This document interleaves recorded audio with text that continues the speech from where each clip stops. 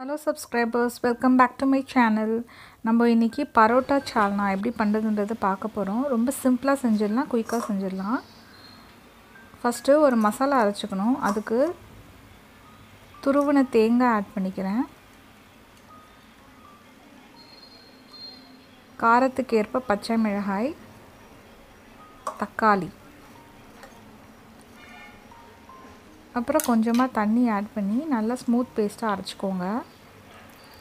பச்சை மிளகாய் வந்து நம்ம வதக்கும்போதும் ஆட் பண்ண போறோம். சோ நான் ஒன்னு வந்து அரைக்கிறதுக்கு போட்டுக்கிட்டேன், இன்னொன்னு வந்து வதக்குறதுக்கு போட்டுக்கிட்டேன்.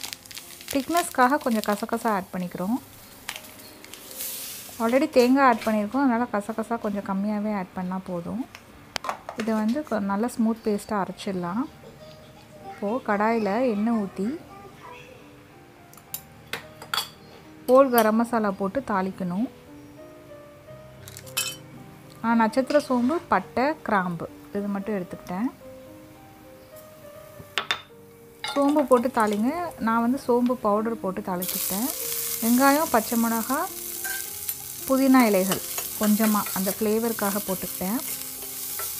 நல்லா இதை வதக்கணும். அப்புறம் இஞ்சி பூண்டு விழுது போட்டுக்கோங்க. நல்லா வாசமா இருக்கும். இது பச்சை வாசம் போற அளவுக்கு நல்லா வதக்குங்க.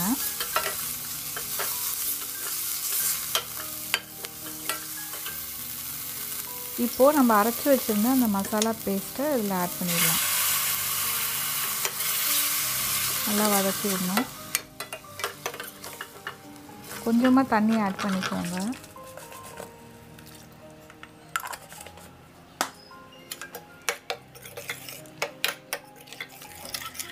நல்லா வதக்கணும். இப்போ தேவையான அளவுக்கு உப்பு ஆட் பண்ணிக்கோங்க.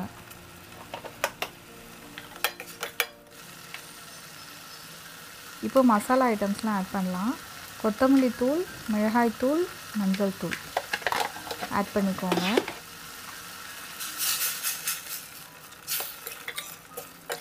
நல்லா வதக்கணும். பச்சை வாசம் போகணும், மசாலா பவுடரோட பச்சை வாசம்.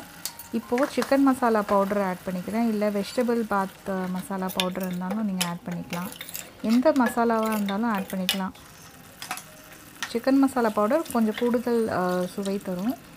தண்ணி கொஞ்சம் ஆட் பண்ணிக்கிட்டேன். சாம்பார் பவுடர் இருந்தால் அது கூட நீங்கள் ஆட் பண்ணிக்கோங்க. இப்போது திக்னஸ்க்காக நான் என்ன பண்ணுறேன், கடலை மாவில் தண்ணி ஆட் பண்ணி